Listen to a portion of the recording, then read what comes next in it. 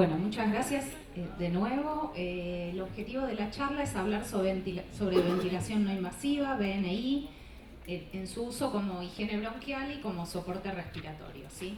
Desde la célula a la disfunción de los canales de cloro, acá vemos lo que pasa en la fibrosis quística, si hay una disminución del transporte de cloro a nivel de la membrana celular, lo que va a afectar las secreciones, y las secreciones se van a volver más espesas y más difíciles de movilizar, ¿sí?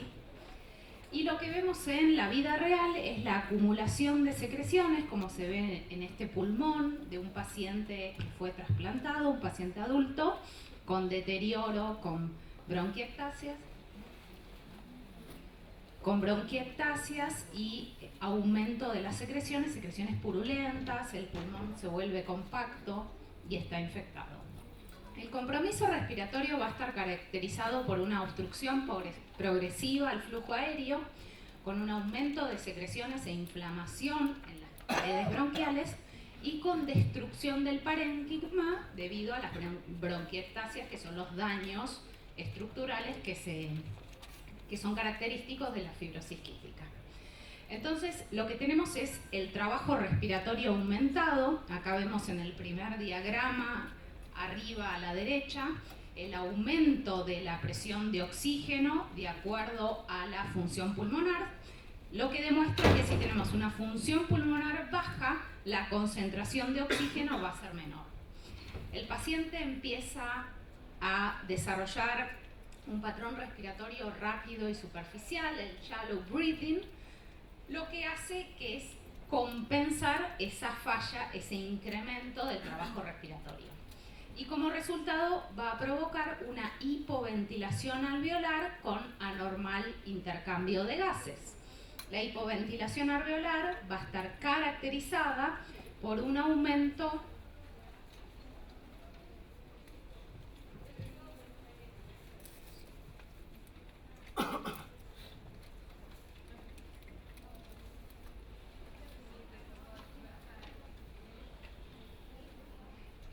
La hipoventilación alveolar va a estar caracterizada por un incremento del dióxido de carbono. Entonces acá en este eje, en el X, tenemos el VEP1 y en el Y tenemos la concentración de dióxido de carbono. O sea que a medida que aumenta la presión, que a medida que aumenta la función pulmonar, la concentración de dióxido de carbono se mantiene normal.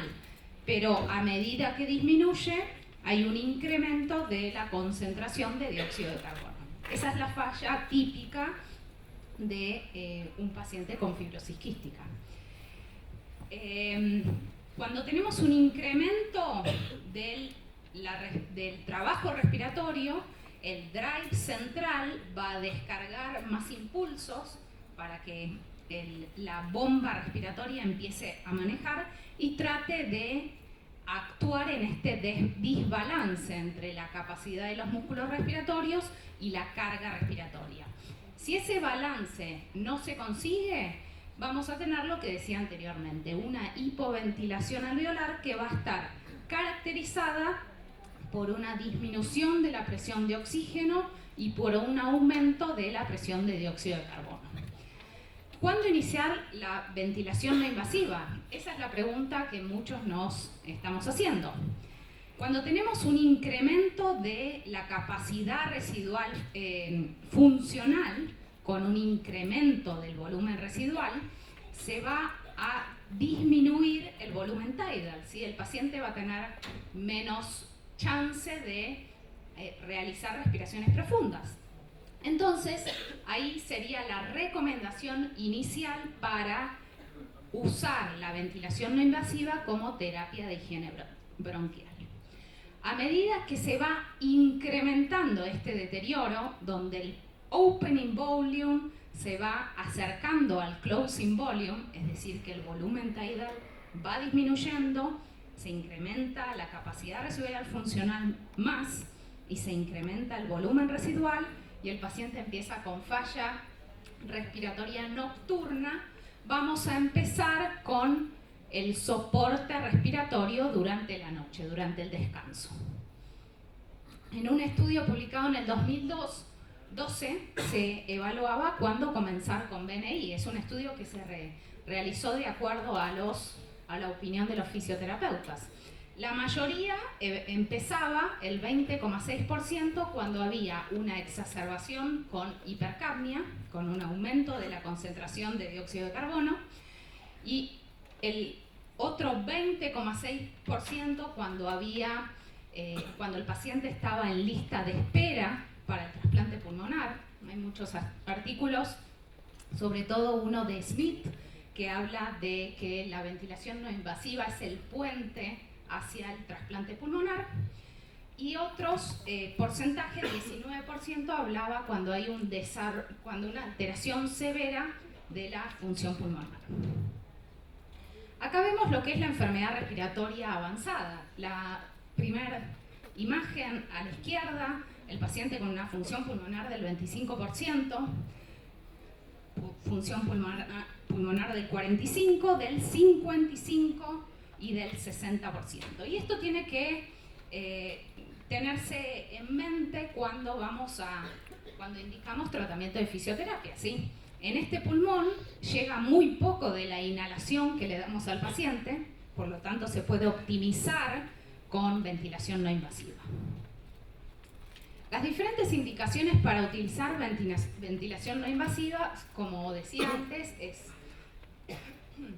como soporte respiratorio en caso de insuficiencia, con alteración de gases en sangre, y la segunda opción es como terapia de higiene bronquial, ¿sí? Cuando la terapia convencional, por ejemplo la máscara PEP o el drenaje autogénico u otras técnicas son insuficientes, o hay un deterioro agudo de la función pulmonar o una enfermedad respiratoria ya avanzada, se indica ventilación no invasiva como higiene bronquial. El objetivo de BNI como soporte respiratorio es tratar la hipoxemia y tratar la hipercapnia. Y los candidatos a BNI van a ser los pacientes que tienen una hipercapnia con hipoxemia diurna, tienen una falla respiratoria aguda y tienen una función pulmonar, un BEP sub 1, por debajo del 60%, ¿sí? Y ahí hay que hacer un estudio del sueño, ¿sí? Para ver. Generalmente los pacientes con un BEP sub 1 por debajo del 60% hay que hacer un estudio del sueño para ver cómo van a reaccionar durante la noche, ya que se veía que los pacientes con BEP sub 1 del 60% durante el sueño REM, cuando se produce el movimiento rápido de los ojos, tienen una disminución del drive central, lo que lleva a hipercapnia. El soporte respiratorio que vamos a utilizar o que vamos a recomendar es la presión de soporte ventilatorio, donde vamos a tener una presión determinada. La respiración es terminada por el paciente y va a estar soportada por el ventilador, ¿sí? De acuerdo a la presión que decidamos administrar. Y el paciente va a controlar la frecuencia respiratoria y la duración, ¿sí? El tiempo expiratorio. El volumen corriente va a depender del nivel de presión de soporte, del esfuerzo inspiratorio y de la compliance respiratoria del paciente. Acá vemos un estudio donde se compara el trabajo de los músculos respiratorios con ventilación espontánea y con la presión de soporte. El trabajo está directamente relacionado con la presión esofágica, ¿sí? Se coloca un catéter con un balón en el esófago y se mide la presión esofágica. Entonces, durante la respiración espontánea hay mucho trabajo respiratorio, porque obviamente el diafragma está trabajando. En cambio, comparado con una presión de soporte de 14 centímetros de agua, se veía que la presión de esofágica se mantenía uniforme, lo que indicaba que el paciente no realizaba esfuerzo físico, el cual es una de las indicaciones de la ventilación no invasiva, que es disminuir el trabajo respiratorio. Los factores que tenemos a considerar cuando vamos a empezar con ventilación no invasiva es ver el tipo de respirador que vamos a utilizar. Podemos utilizar un respirador de presión de soporte o un respirador de volumen control, ¿sí? La diferencia es que en el presumétrico nosotros determinamos la presión que el paciente va a manejar y el paciente determina en cuanto a su compliance pulmonar el volumen corriente, y en el volumen control, en el respirador de volumen control, nosotros determinamos el volumen tidal, el volumen corriente que el paciente va a recibir, y las presiones pueden variar. Uno de los dispositivos más usados es el bilevel, donde vamos a tener, de acuerdo a presión controlada, ¿sí? Donde vamos a tener dos niveles de presión, un nivel de presión inspiratoria y otro nivel de presión expiratoria. Hay distintos dispositivos que se pueden utilizar, y los dispositivos tienen que tener ciertas cualidades, ¿sí? Que podamos administrar una presión controlada, que la presión llegue a 30 centímetros de agua, donde se pueda administrar también oxígeno adicional, etc. Los settings son otro de los parámetros que tenemos que tener en cuenta de acuerdo cuando vamos a administrar ventilación no invasiva, ¿sí? Entonces tenemos el trigger inspiratorio, que es cuando el paciente le dice a la máquina, ahora quiero aire, ¿sí? Cuando hace el disparo inspiratorio, ¿sí? Después tenemos el trigger expiratorio, que es el cambio a ciclado, podría decirse de esa forma, de inspiración a expiración, ¿sí? Y de acuerdo al nivel del trigger expiratorio vamos a tener un tiempo expiratorio, ¿sí? Entonces, si el trigger expiratorio o el trigger de ciclado es alto, el tiempo inspiratorio va a ser mayor, porque nos dice que aumentamos el tiempo inspiratorio. Después tenemos un trabajo, les quería mostrar este trabajito rápido de Brigitte Farouk, publicado en el 2001, donde evalúa un respirador, un dispositivo con volumen control, uno de presión de soporte y la respiración espontánea comparado con el trabajo diafragmático, ¿sí? Entonces se veía que cuando utilizamos mecánica no invasiva, el trabajo diafragmático disminuye en forma estadística significativa, ¿sí? En este mismo trabajo, donde se comparaba ventilación espontánea con un ventilador volumétrico y presión de soporte, también se ve que el volumen corriente va a estar incrementado cuando estamos utilizando presión de soporte en comparación a ventilación espontánea. El volumen minuto también está incrementado y la saturación se incrementa con los dos y disminuye lo que es el end-tidal de dióxido de carbono, ¿sí? Entonces, cualquier dispositivo que hace que disminuya el trabajo de los músculos respiratorios va a mejorar la saturación de oxígeno y va a disminuir lo que es la concentración de dióxido de carbono. Después, lo que decía anteriormente, que es la evaluación del paciente con una función pulmonar del 60%, tiene que ser evaluado para ver el estudio del sueño y ver qué pasa o cómo es la falla. En este estudio publicado por Milrose se veía que los pacientes en el sueño REM, aquellos que utilizaban un bilevel, tenían una ventilación minuto mucho más alta que los que usaban oxígeno o los que usaban aire ambiente. Lo mismo con el tidal volume y se disminuía también lo que es la frecuencia respiratoria. En la práctica, lo que tenemos que hacer es explicar los beneficios de la ventilación no invasiva, tanto al paciente como los familiares, y empezar en forma progresiva, ¿sí? Mi recomendación es siempre empezar con presión de soporte ventilatorio, porque es una de las formas más fáciles de administrar ventilación no invasiva, ¿sí?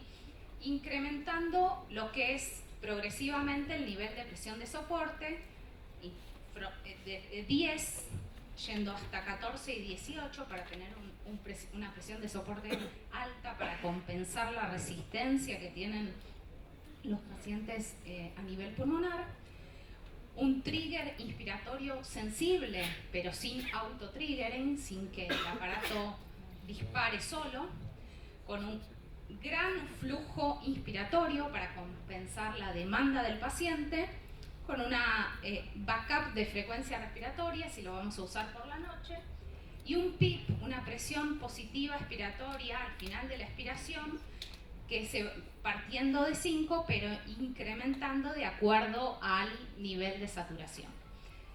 Y todo esto lo tenemos que ir ajustando de acuerdo a la frecuencia respiratoria, el volumen corriente, la saturación, el end-tidal de dióxido de carbono y el confort del paciente. Si la presión de soporte ventilatorio no responde, podemos pasar a intentar el uso de un dispositivo volumétrico controlado, incrementando lo que es el backup y revisando si hay alguna sincronía en el equipo o en el trabajo respiratorio del paciente, ¿sí? Entonces, si la presión de soporte no funciona, podemos probar con otro equipo, y si no funciona el otro equipo, podemos proponer ventilación invasiva, ¿sí? Hay distintos guías que nos muestran cómo es el tratamiento en caso de falla de ventilación no invasiva, más que nada esta guía de la British Thoracic Society del 2002, que nos dice cómo incrementar el uso de la ventilación no invasiva, y si hay falla en la ventilación no invasiva, cómo pasar a la ventilación invasiva. Otro de los puntos importantes a tener en cuenta es la interfase que vamos a utilizar, que generalmente, si estamos hablando de ventilación no invasiva nocturna, vamos a recomendar preferentemente una máscara nasal, porque es más confortable, el paciente puede comunicarse de mejor manera siempre y cuando no tenga la boca abierta. Suplemento de oxígeno de entre 1 y 2 litros, en caso de ser necesario, humidificación y tener en cuenta el soporte nutricional cuando vamos a elegir la máscara, ¿sí? Porque muchos pacientes pueden tener sonda nasogástrica y eso también puede afectar el confort. Hay distintos dispositivos de máscara, después ya vamos a ver en el taller, oro nasal, máscaras nasales, el helmet, bueno, distintos dispositivos. Como conclusión, la BNI en fallo respiratorio va a disminuir el trabajo respiratorio, como mostraba anteriormente. La BNI hace que el diafragma trabaje menos, va a aumentar la respuesta respiratoria, incrementando el volumen corriente, el volumen tidal, va a mejorar la ventilación alveolar, por lo tanto va a normalizar los gases en sangre, y el paciente va a tener menor fatiga porque va a estar disminuido el trabajo respiratorio. A su vez,